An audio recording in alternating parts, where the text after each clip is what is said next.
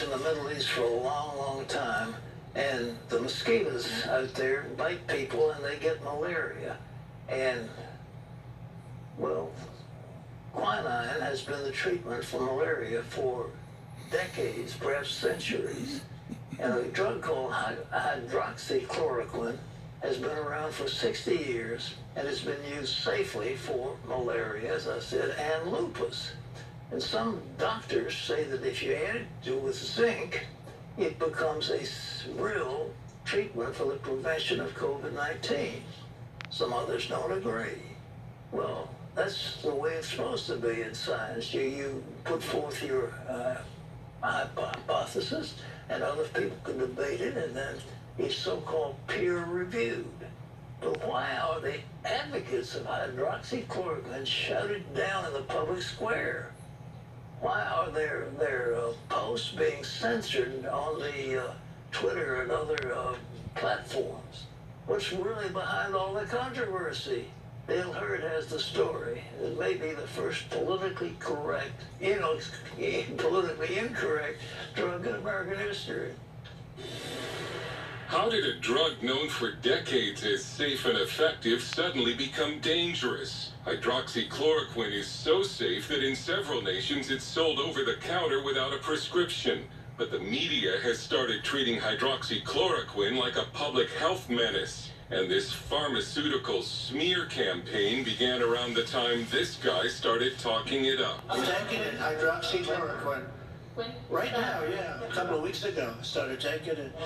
Because I think it's good. I've heard a lot of good stories. Then came all the news stories about how hydroxychloroquine is somehow risky to take, or that it doesn't work against COVID-19. And when this group of physicians, calling themselves America's frontline doctors, held a press conference in Washington to educate about COVID-19 and tell the truth about hydroxychloroquine, they got the same treatment the media's been giving the drug.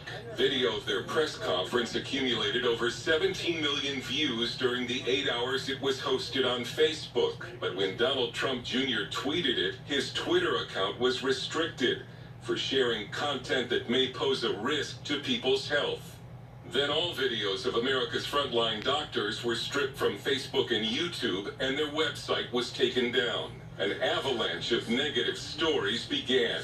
The impact of COVID misinformation, how it's hurting the fight on the front lines. These experienced licensed physicians were called quacks, funded by dark money. And with USA Today reporting the doctors don't know what they're talking about. So if you ask me if I expected that, absolutely not. Absolutely not. I don't know what to say to that. I thought I lived in America. We had a bunch of doctors talking literally about science getting deplatformed. It's outrageous. The group's spokesperson, Dr. Simone Gold, with over 31 years of experience in the medical field, says she was then let go by a hospital for what it called the embarrassing video. I'm a board-certified emergency physician. We are pretty hard to come by, and suddenly they don't need me. I mean, it's ridiculous. And all this over a drug many doctors believe is safer than Tylenol or aspirin. It works. We've now shown it works, and we're still pouring hatred on this medicine. The safety and effectiveness of hydroxychloroquine is certainly debatable. So why can't it be debated on social media? Why has a drug long considered by many doctors to be safe become the first politically incorrect medicine? It's a political drug now, not a medical drug. Dr. Harvey Rich, a distinguished cancer epidemiologist and professor of public health at Yale, told Fox News The Ingram Angle he believes hydroxychloroquine could save between 75,000 to 100,000 lives, but that it's up against corruption in the medical and pharmaceutical industries. We're basically fighting a propaganda war against the medical facts. I think initially the media just hated it because Trump liked it. It fell into category orange man bad. But hydroxychloroquine could also stand in the way of huge profits. It only cost about $10 a dose. New treatments about to hit the market could cost in the thousands. The people who benefit from hydroxychloroquine being kept down fall into the following categories. Anyone who has a business interest that competes with hydroxychloroquine, and also politicians and leaders who are invested in keeping Americans in fear. Dr. Anthony Fauci continues to say hydroxychloroquine doesn't work. The overwhelming prevailing clinical trials that have looked at the efficacy of hydroxychloroquine have indicated that it is not effective in coronavirus disease. But a recent Henry Ford Health System study of over 2,500 patients found that hydroxychloroquine worked. And there are far more studies showing hydroxychloroquine works than studies showing it doesn't. But it is primarily a prophylactic. Dr. Gold says it works best to prevent COVID or in the early stages of the disease. It's essentially a magic bullet, especially if you use it early. Rarely have I seen anything in medicine work so well.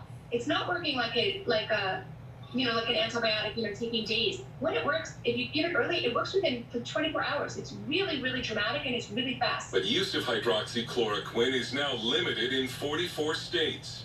And state medical boards are reportedly threatening doctors who prescribe it, even though the FDA says the decision should be between a doctor and patient. Whatever the reason for the political opposition to this drug, it could mean one less tool that might save a life.